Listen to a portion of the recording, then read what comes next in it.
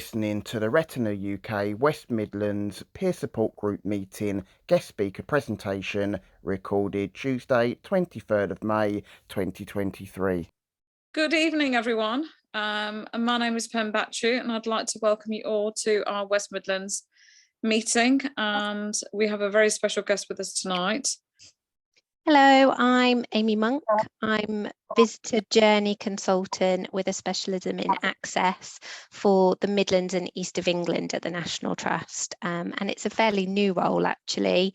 I've been with the organisation 13 years, but this is a new role in our commitment to be more inclusive and diverse for everyone welcome. So thanks for having me. No, it's a pleasure. Thank you so much. Thank you ever so much for having me. I'll do a kind of a whistle-stop tour through some of the activities across the region and kind of where we're setting ourselves, and then open it for any questions you have, but also feedback and actually any lived experience that you'd like to share, and actually how we can improve. As the National Trust really is for everyone, and we've really set that out, that we are forever for everyone, and we were founded so that we could support everyone benefiting from nature, beauty and history.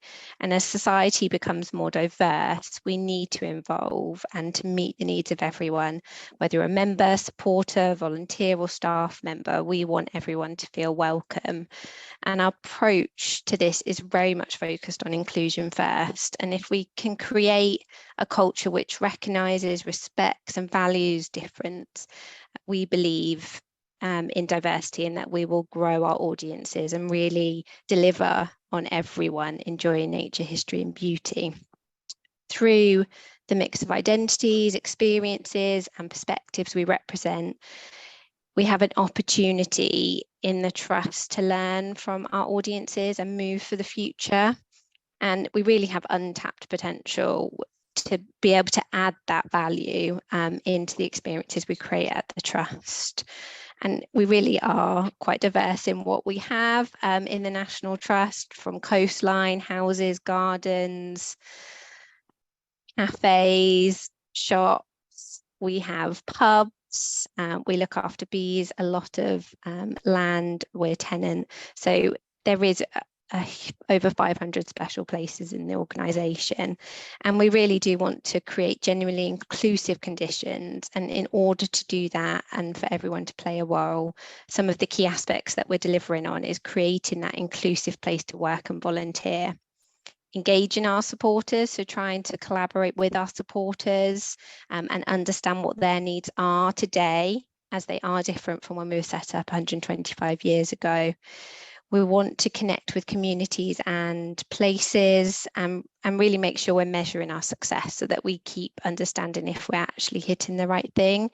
As because we have so many different unique places, actually there isn't a one size fits all, and we have to keep being creative and change everything up. And we know we have to do more to be an inclusive organisation, and it's very much about welcoming everyone. And that's one of our key strategic aims alongside climate action. And some of how we have been trying to improve accessibility at the National Trust, and part of my role is to focus on that in the Midlands and East of England. As I said, we've made that commitment to everyone welcome, and part of that is improvements to accessibility, which are creative and sensitive to the surroundings, and just to represent those audiences come in, but also to share that spirit of place. We work collaboratively with disabled people and disability organisations to develop these solutions and welcome comments from our visitors, just to make sure we are building for the future and looking at those further improvements and really understanding what can help. We are making this happen, and some of the things we've been doing is improving online and offline accessibility. So across our handbook, our website, our app, we're trying to embed better information. We know it's not quite there yet, but we are partnering this year, and Midlands and East of England are trialling it first, in working with Access Able to just improve that information that we provide for all. So how wide are doors? How many steps up to things? Where are there level surfaces, ramps? Where do we have braille guides? Where do we have audio guides? And just really set that scene of our places, because they are all different and unique, and actually we want to improve that level of information we give. We've been listening and working in collaboration with our visitors. We have a number of different working groups at our places, local audiences getting involved to help shape the offer. Recently at Ickworth, they were working with Suffolk Site, and they have developed an audio descriptor guide there, which starts actually at the welcome point and gives an introduction to the outdoors as you head on up to the impressive rotunda there. And one of the pieces of feedback they give us was to improve information. So that pre-arrival information is critical to the offer. We are striving to improve access for disabled people by installing ramps, boardwalks, improving pathways, investing in mobility vehicles, adding braille guides, and increasing sensory experiences at our places. We're increasing access to the outdoors. So we're working in partnership with Sport England and other local and national organisations to help everyone access the outdoors and to try and put on different programmes of experiences. So at Shugborough, they're looking at paddability and how they can improve access through kayaking and canoeing for everyone. So no matter your skill set or your experiences, you can go paddleboarding. Connecting with children and young people is really critical, and having their feedback as well. We're promoting places with free access, and we're trying to increase awareness of those places in our care, and that we do provide companions and carers free entry to our places. We have the National Trust magazine available on CD via the RNIB, and we're also developing a series of podcasts, so they're available on SoundCloud and iTunes, so that if you cannot access any of our places, then actually you can listen to these podcasts across a number of different platforms. And one of the critical elements that we have been looking at, which is underpinning a lot of the work I'm doing, is to improve accessibility through a set of standards. So very much looking at the standards to connect to the requirement to make reasonable adjustments under the Equality Act and the Disability Discrimination Act in Northern Ireland. And we have separated the standards into 3 stages to help our properties and our places build up to them. That's very reflective of the place, but really gives a solid foundation to our audience, our visitors, understanding what is accessible at our places. So the bronze standard, which is our basic minimum, which we're striving to get all of our places across the country by this year, is looking at, and there's a series of different, there's 77 standards in total that we manage, but some I wanted to pull out, for example, is that all of our places will have braille guides. All will have touch tours as part of the bronze standard. We will have improved our primary pathways to be accessible and have circulation space in all of our cafes and shops. We then build up to silver, which is building on the bronze level and has the introduction of sensory bags, audio description training, audio descriptive language tours, and tactile images added to those touch tours. And when we build into gold, we've got the creation of tactile maps. We're looking at all guided tours in audio descriptive language and sensory stories and trails as a core part of gold delivery, amongst other things. We know that not all of our places will get to a gold standard, but we aspiring to deliver as many gold standard initiatives as we can, so that that essential ability to access our places so that we are for everyone is really achieved. And so the Trust has invested considerable millions to support this work and will continue to do so, so that we can keep improving that offer, and so that people can really enjoy the experiences at our places. I was really fortunate in my work at Ickworth to actually be part of their audio description tour training, and also them developing the guide, and the volunteers really noticed a lot more in the house. They noticed a lot more details of objects, different appreciation for the choice of words they used, and how to be more mindful of different people's needs across our place, and also not to just focus on our houses, but also in the outdoors, and really allowing that access to nature. I thought it might be useful if I shared where we've got audio guides at the moment. And as I said, our aspiration is to build this in across all of our places. We do have an access guide on the National Trust website, which does have an audio guide symbol to help identify where we have places with audio guides. And I will be honest that it was tricky sometimes to find the places with them. So that's definitely feedback I'm taking back, that we can improve that information and make sure that the project we're doing this year to do that really hones in on how we categorize and help just find that more easily for a particular region and area that you might want to visit.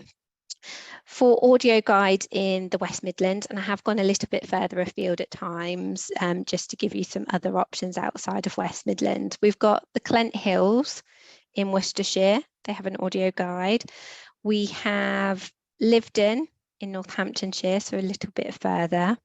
Ickworth in Suffolk, which I have mentioned, which if I do say myself, because I live quite close to there, is a beautiful rotunda that is 8 double-decker buses high.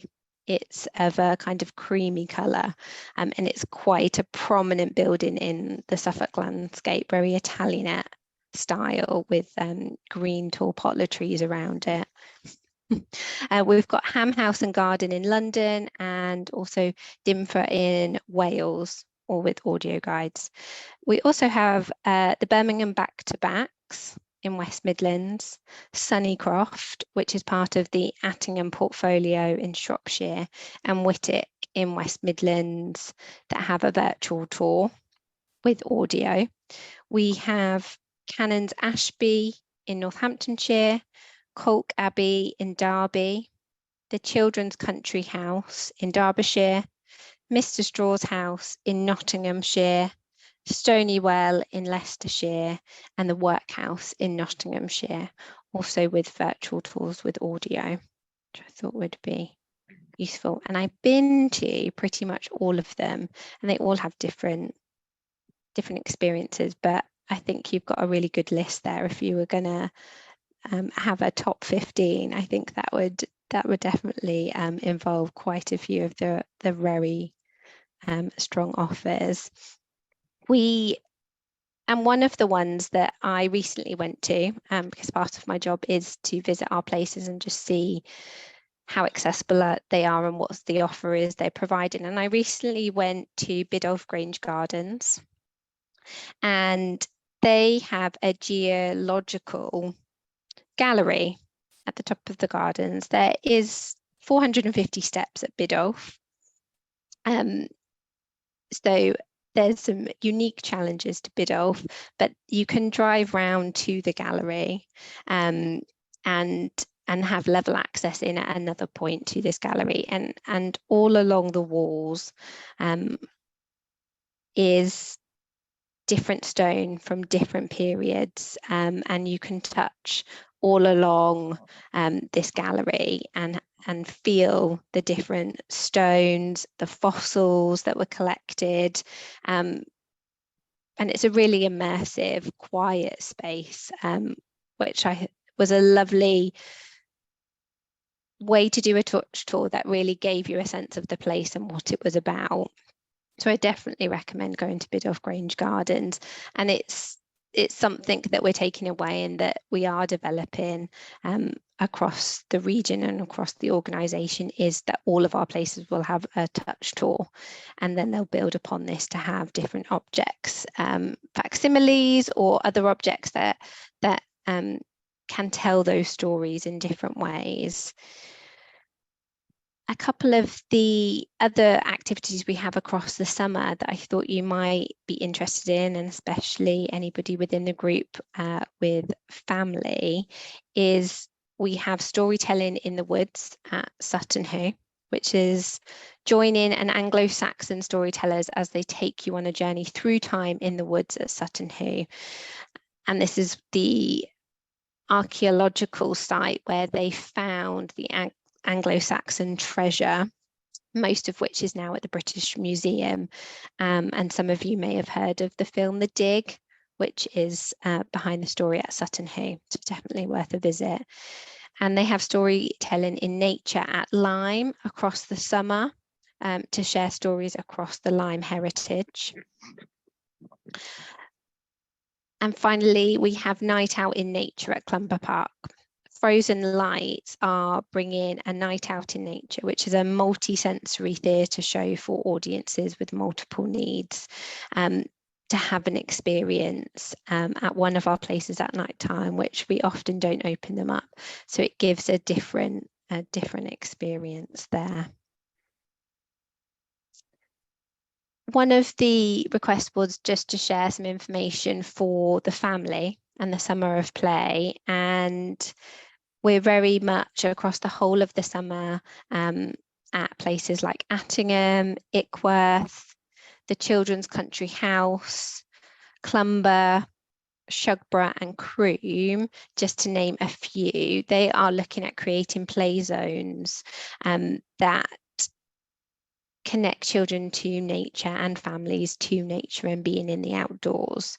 They've got a Feeling Creative zone at Clumber, where if you want to get involved and be in the creative zone, with opportunities to do chalk art, tell stories and play imaginative games. And they've also got a Love Nature zone, which is very much hands-on in our nature zone, where you can get accessible dig beds and mud kitchen, or head into the sensory tent for story time, where they'll have different storytellers sharing their favourite stories.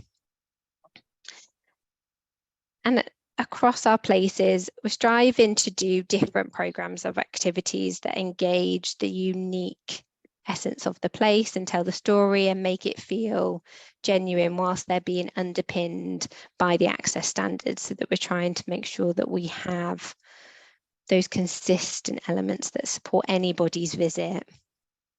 Croom have developed a sensory potter and ponder map that encourages visitors to experience the parkland using touch, sight, sound, taste and smell during their visit. And the map is interactive, it's downloadable through the website, and it has different elements, and this takes you across the whole of the landscape, but it can be picked up and dropped as much as possible with engagement at the core points that work for different audiences. And that's working with the Wild Escape, which is a art-led project that's embedding art into everything we do in nature. So trying to just bring out that fun and animal themed storytelling, working with the Wild Isles and BBC, and bring hundreds of museums and galleries and historic houses to encourage children to connect to nature and just take part. So it might be a pop-up stage, they might get involved in making something, they might do the spotter trail, or they might just join a story. There's lots to do, and I'll share all of the links, and anything I've mentioned today I will share, so that you can explore more detailed information and find what you'd like to do. And I think the biggest thing I just wanted to go back to, and then I will open it up to questions, is very much that we have these access standards so that we are trying to create those sensory experiences, those audio experiences, Braille at all of our places, a tactile tour, and improving pathways. And if there is anything you need, our team at all of our places are there to support. And we have such vast information at our places, and having worked in the property operations team, sometimes we get lost in the amount of information we have at our places and how many different offers and experiences we're trying to create, and we don't always get it right in making it obvious or sharing that information so readily, especially if a place is busy. So please do ask for anything that you might need, and our team is there to respond to those needs and try to support as much as possible. And I know sometimes people don't want to ask, but we would encourage where you can and want to. Please do, and we'll try and help and bring out those resources that sometimes get tucked away, and we're trying to encourage that they're more readily available through this work. And so I'm going to bring it to a close, because I've given you some examples of what we're doing and where we are at, and really open it up to questions and your genuine experiences that you want to share, and I can take away to try and tailor this talk a little bit more to what you're interested in. And yeah, any questions? Oh, thank you, Aimee. We can open it up to the floor if that's okay, Aimee. So whoever's waving their hands or whoever wants to shout out, please do. I've just got a question. I don't know if you can hear me. We can, Sarah. What facilities are there for guide dogs, especially on the yeah, ones really that could good be a point. day trip? Because guide dogs do need to, as dogs will do. Spent places. Yeah. That's the one, yeah. So what spend places and stuff have you got for guide dogs? On some of the ones where it would be available to have them. So guide dogs are welcome at all of our places, in our houses, everywhere. Every part of the bronze standards is that everywhere displays the assistant dog sticker, and we've been doing training to help teams recognise all the different types of jacket worn by dogs, different leads. Some don't wear jackets, and just trying to be as inclusive and welcoming as possible to all assistance dogs. So it's basically if they need to go to the toilet. Okay. It's that thing I was asking about, because some trips are like day things and the dogs can't hold it that long. Yeah. That's what we call them, spent areas, Aimee. Because, okay. And also maybe providing, kind of the needs for the dog as well, because if they're out all day and it's warm and you're in the gardens, so would it be permissible, obviously, in certain areas that would be just designated for, assistance dogs, albeit hearing, for hearing and dual sensory loss as well, and other, needs for the individual. Assistance dogs, yeah. Yeah. I will be really honest, and it isn't something that I have heard about before, and I feel really bad that I should have, having dedicated spent areas and sharing dedicated information. So can I take that away? Sure. Yeah. And really feed that into our work and share that with teams to try and create those areas. Because I know not all the buildings will be able to have them, but the ones that can, it would be a good idea. Yeah, no, I'll absolutely take that away. We have a dedicated Dogs Welcome Project officer across the organisation, trying to improve generally our dog friendliness at our places. So I think that should be part of that conversation as well. Yeah, because mainly maybe guide dogs could offer some advice on that one, because they know how to actually assist you in that endeavour. Yeah, absolutely. That would be fantastic. What some of the work I'm doing at the moment is, because all of our places are different, trying to provide that consistent guidance and detailed advice to support our places in actually actioning some of the standards. So that could feed really well into actually different types of places and how we could create that consistently and raise the awareness of it. So thank you for raising that. You're Thank welcome. you, Aimee. Thanks, Sarah. Anyone else got any questions for Aimee? Can I speak? It's Alexandra. Yes, of course you can. Far away. On some visits, the volunteer guys in the room have been really nice. I mean, you can't expect them to let you touch an expensive clock, like Louis XIV, but they've guided me to feel the woodwork, or on fireplaces, the intricate stonework, and they've been very good. Yeah, so I prefer a real person, rather than an audio to where you wear headphones and stuff. And touching things is really important. But of course, you've got to be careful of expensive rare materials and fabrics and that sort of thing, So it's got to be a compromise in a way, hasn't it? What people can touch and what they can't touch.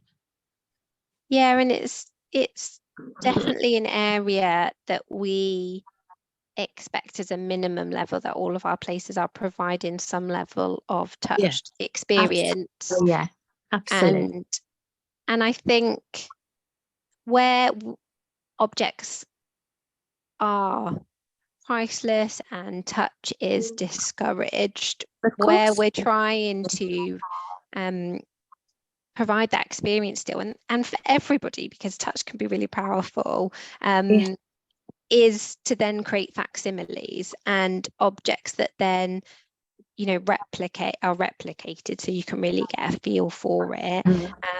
And Croft are doing a lot in this area, actually. Croft Castle in Herefordshire, and they've created a 3D model of Croft Castle, but also some facsimiles of key objects that help tell the story of Croft, and creating sensory walks with smells and different elements that link the house to the outdoors. So I'm trying to expand that across all of our places. So I hope over the next year or so you will start to see that at all of our places. And please, I'm not saying you should ask, but please do ask, because I think that encourages the teams to make sure they get it out and have it available. Yeah, it's a bit sort of, just quickly say, if you touch it, everyone will want to touch it. Well, most people can see the object, so there has to be a compromise, as I said. Yeah, but thank you for that answer. Yeah, and I think also trying to develop those tours actually where we can have smaller groups, controlled touching per se, or more of that detailed support. Yeah. That's it. Absolutely, yes. And I think what I've taken from preparing for this presentation is how we make our information accessible for those with partial or full sight loss, and actually try and help you navigate the experiences and the places to go in West Midlands and other areas. So that's something I'm taking away. And not all blind people can read Braille. Some can. I can't either. I lost the ability years ago. I learnt grade 1 and it was when I could see. So when I lost my sight, I lost the ability to read grade 1 Braille. Yeah, and we do recognise that. We want to make sure the language isn't lost, so that for those that it can help, we have it. But that's why we're also developing the audio and the touch tours, so that there's different options, because I'm sure you all have different needs and things that actually you like and things that you don't, and so that's why we're trying to create that. Is there anything else that you feel would be benefit? Even on the subject of Braille, diabetics who have to check the blood sugars, they can't read Braille because they can't, the ends of the fingers aren't as sensitive anymore. That's a really good So point. that comes with. Is Aston University part of the National Trust? I mean, not Aston University, Aston Hall. Hang on a moment, Amy. Denise has got her hand up, so I'm just conscious of time. Oh yes. I was just wondering if we can open up the floor to others, and if we can have a maybe off grid. I'm just conscious of the time because of. And there's a hand up. Denise, do you have something that you would like to? Thank you, Alexander. Oh, thank you, Sarah. You're welcome. Denise. Yeah, thank you, Amy. That was really interesting, your talk. While you were talking, I just checked out your website, the National Trust website. Can you hear me? Yes, I can. Yeah. Yeah. And it's like I don't know whether you can hear this. Yeah. Menu item. So that doesn't help people with visual disability. So your website really has to be fully accessible so that we can look up information confidently on the National Trust website. Yeah. But just saying menu item, we don't know what that link is. Yeah. So that concerns me. And also, how much training does your staff have, and what would you plan to do about your website to make it more accessible? I really appreciate the feedback. I think that's something I will take away. I'm working with the project team on our access guides, which is part of the digital team that looks and supports the website, and we're really acutely aware that we can be better in these areas, which is why we're investing in improving that pre-arrival information for our access guides. And I can't give you a definitive what will we do, but I know the team will take it seriously that from your user experience, you haven't found it as user-friendly as you need it to be. And so we need to do something. So let me take it away and try and get the cogs in motion. It won't be tomorrow, but we're really invested in being there for everyone welcome and to be more inclusive. And so if it's not working for you, then we need to look at that. It's mainly looking at different screen readers, Amy. Yeah, some people use narrator, so it's actually working with your your IT department and also seeing which different screen readers. That's the way to do it. I mean, I have actually got somebody who is absolutely a dab hand at doing websites, and if it's not accessible, he will come on board and say, no, this isn't working. And it depends on the software that is actually being used. Someone else has got their hand. It's a phone number, so I think can't see that's who it is. Rita. Yes, it's Rita. I think I'm unmuted. Yes, you are. Talking about websites. Just adding to that. If you ever get to the point where you're going to redesign your website, you need to be looking at the screen reader usage at the get-go, because it is easier and cheaper to do it from the ground floor than to try and add it later on.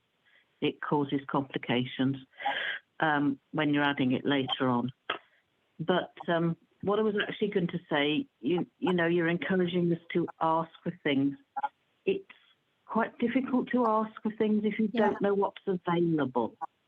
So it'd be really good if, you know, the people, when you're going into a place, would say to you that we have these various things available if you would like them, because you just don't know where to start, really, if you don't know what is available. Do you see what I mean? It's a sort of a chicken and egg thing. Yeah, no, that's totally understandable. And I think that links to Denise's question about training, and also to say that we are working with Access Able to develop these access guides. And so they will be housing the information for us. And so that will be really detailed in the delivery of all of the resources available at a place, and also how to navigate it. So that I would I will feed in about the website being accessible, and they are leaders in that field, so I would hope it would be for you. And also that will share all of the information about what we have, and we'll translate that across to the National Trust website as well, is our project plan, in the sense of the feedback about teams actually providing you that information on arrival. I think that's really good, and that's part of the Everyone Welcome training that we have within the Trust for our staff and our volunteers about disability awareness. And we are trialing and building relationships across our regions, like Ickworth have had training with Suffolk site, they've had audio descriptor training, and we're just trying to embed it at our places and build those local partnerships and relationships so that the properties can develop it in a really local driven audience way, as well as building it across region and the national team. So we are slowly but surely trying to embed that across the organisation. Aimee, I've got a question for you. Has anyone got their hands up before I continue? I think Denise and Rita, we've spoken. Is your hand up for another question? Has anyone got? I think it was a historic hand. Harpreet, No, did you have a mine- question? Did you want to ask anything? If you're on mute. No, I'm good, thank you. It was really Okay. good. It's nice to hear everybody else's views. Yeah. Thank you, Harpreet. I have a question for you, Aimee. Yeah. And my background is actually museums, which I'm sure you might be aware of. If not, I am. I've worked in the sector for 2.5 decades, and I've seen changes that have come through. Technology is a key thing, but the one thing I'll always say is that, say in the Midlands, for example, some of your properties are grade 1 or grade 2 listed. And for example, the back-to-backs, there's a lot of steps.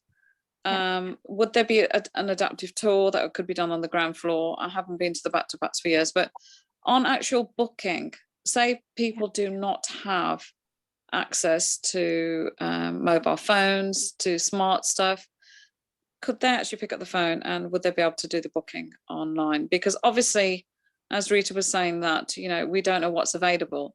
So if we were to say, pick, for example, the back-to-backs, and I take a small group, and you know, and obviously a lot of people who might have vision impairment might not be able to do the stairs because of steadiness, and it's knowing what's available. So could we do that when we pick up the phone and say, look, this is who we are, how much advance notice do you need, and this is what our needs are for the group, and that would include guide dogs, and what would the actual visiting numbers be for capacity for the site? Yeah, absolutely. The majority of our sites facilitate group bookings, and they might not be at the end of the phone immediately, but generally speaking, they have a facility to leave a message, and an actual person will phone you back, and to understand those needs and to ask questions to understand those needs. The back-to-backs actually do provide a ground floor tour. They do provide that, and another example I have is Sudbury Children's Country House, which is it is the Children's Country House. It's also a glorious example of a Georgian, I think it's Georgian house, with a beautiful grand staircase that's just opened, which with support feeling the woodwork and how it's been carved. An amazing experience in its own right, and just you'll get a sense, I am sure, of how much the staircase is filled with light. At some of the spaces, and they do have dedicated partnership and access officer who will ring, and I witnessed some of these phone calls, who will ring back anybody who asks for more direct support for their visit, pre-visit, and they'll talk them through the place, what's on offer, the touch tour facilities they have, and they can also provide a guided tour for the day, or guided support. So I think We are getting there. And you can phone anywhere and they should be able to provide you with what they can. That is being embedded slowly in our culture and in our training to really adapt to the visitors in front of us, whoever they are. We're trying to meet the needs of those in front of us or on the phone. The other thing is I've actually, how, kind of coming back to training for, all of this is absolutely brilliant. And it is actually music to a lot of people's ears, because obviously, some museums were off limits because of access, because of, raising awareness, really. So it's a two-way street. But some of the properties they have, they're majestic properties that are set quite back. Transportation isn't actually always a direct thing. And obviously, if, a lot of people who are visually impaired / blind, deafblind, and they have other, physical needs, can't always actually get out there for one reason or another. Yeah. So how accessible is it through public transport? I think it's difficult, and I think we know that. And where we can, we're trying to strengthen those local routes and keep the buses, for example, going out to our more remote places, because a lot of our places are in the countryside. Many are also in kind of high tourist hotspots, but I think it is a challenge and not something I have a direct solution for. But I know our places are really trying to have a think about it, like Ickworth, are trying to think how they might, where there's a train station in Bury St Edmunds, is there a way to have a shuttle bringing people to Ickworth, because it's quite a significant drive as well, and not just being reliant on car. I don't think we're there yet. Yeah, I know some of the properties I've visited. Back-to-backs are accessible because they're right back in the city centre, which is fine to all modes of transport, especially public transport, people who are visually impaired / blind and other accessible needs. But it's properties like Packwood House, Bardet-Biedl, which are beautiful, majestic properties, are set back.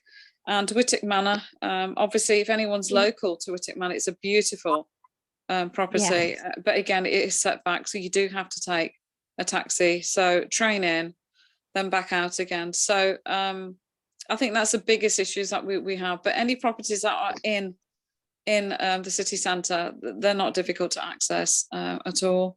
I think one of the projects we're working on, although it doesn't directly address that transportation, we are developing our virtual access. We're trying to develop our virtual access tours and information for all of our places, so that if you really couldn't get to a place but you wanted to experience it, we can try and share that through your home or a more accessible place, maybe working with museums or other partners, so that you can get that sense of a place.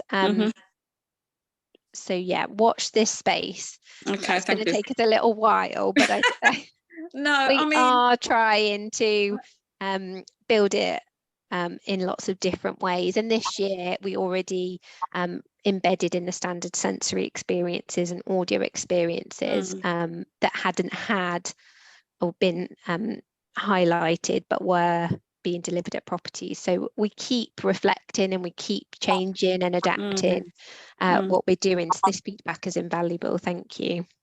Well, thank you so much.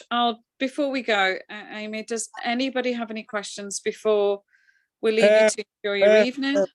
Yeah. Oh, hello, Abra. How you doing? You forgot, you're talking. You've got to ask me. Go on, Abra. That's why I said, what would you like to ask, Aimee? I want to ask about Aimee about the website. I missed a part.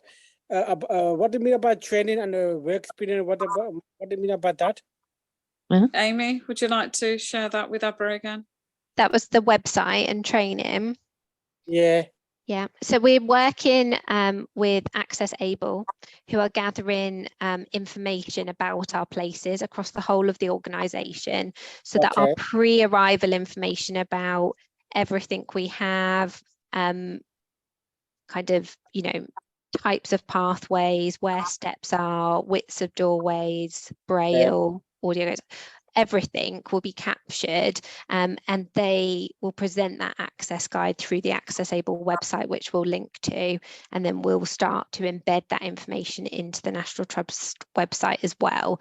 And I've taken away the point that it hasn't been easy to navigate the website and get the information you need. So I work for the Midlands and East of England, but I will feed that into the groups nationally, so that they can hear that it's not where we want it to be. It is newly launched, our website, so I know that feedback will be really useful for them.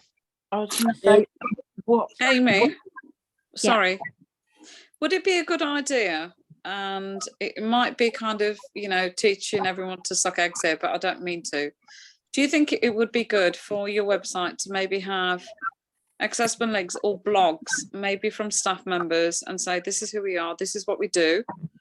And they've actually got kind of a, you know, as they're actually looking at the website and seeing which properties, for in the Midlands, for example, like, I don't know, Clent or Whittick, and they'll say, this is who we are, if you'd like to book. You know, it might be good just to have sometimes the actual face behind the properties as well, make it more engaging. That's a good idea. Or when you're trying to do your website, when you're trying to access it, have somebody put a blindfold on and put the accessibility on and just see for yourselves. Yeah. Aimee, can I ask a question, please? Mr. Lau Hello, here. Mr. Lau. Hi there. What I would like to ask is, the other day I was with SVI, and we had a candidate with us, an SVI member, he was deaf and blind. Yeah. Oh dear. So do you do anything for them, like for deafness as well? Yes. So she had this condition called ushers, which basically means that when you've got ushers, it's deafness and blindness. That's what I've got. Yeah. Okay, carry on. It is you've kind of caught me in. I'm just thinking, my brain has just gone to mush, and my child's just walked through the door, which is classic timing. What can I flip it back? Because what comes to my mind is us developing our touch tours would feel it helps, but what do you think would help? What would you like to see? To be honest with you, Aimee, if you look at obviously, you know, you can't kind of cater, so you've got to start somewhere. And obviously people who have dual sensory loss, they actually do deaf blind sign, which is on your hand. And obviously you will need BSL interpreter as well. That's also people who are hearing impaired as well, who have got ushers, you know, they don't all do sign anyway, so it's got to meet in the middle. And we do have a company in the Midlands that actually do that do deafblind sign, and I can actually put you in touch with them. That would be really good. And they are a big company, and they cover all of the Midlands area, and they do work quite closely with cinemas, galleries, and other places. So and maybe tapping into yourselves would not be a bad idea. No, I think that would be really good, because we're developing, so every one of our places as a minimum will have the ability to have a British Sign Language interpreter at their place when there is a need. And then our silver and gold delivery is trying to build a short and regular programme at our places. Why I asked you that question was, originally before SVI, Sandwell Visually Impaired, actually moved to the town hall, they were in a place, in a building at Dagger Lane, which catered for deaf and blind. So there must be other people. I've only ever met one person, and that was last week. And Actually, you've met two because I've got Usher's type 2. Right, yeah. This was somebody named Denise. Denise Yeah. from. She was the gym buddy, one of the gym ladies. This is a local charity that a lot of our Aimee that we're members of, and the actual centre was closed. So then the actual new residence was in the town hall in West Bromwich.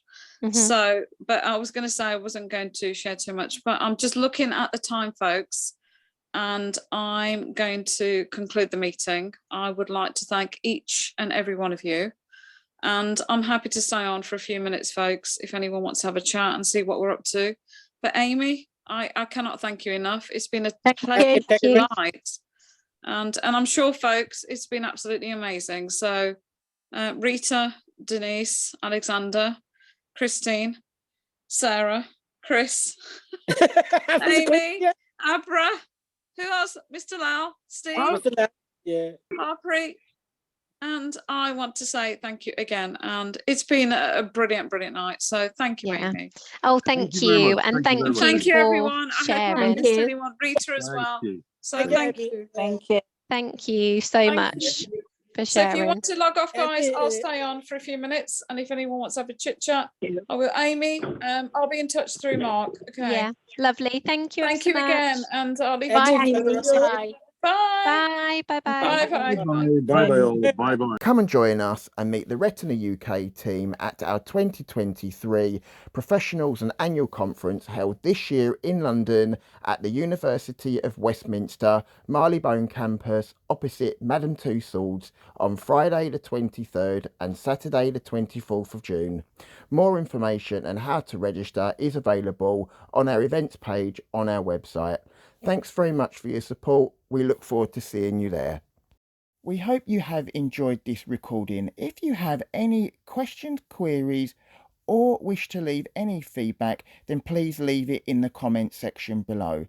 Alternatively, you can send your inquiries to info@retinauk.org.uk.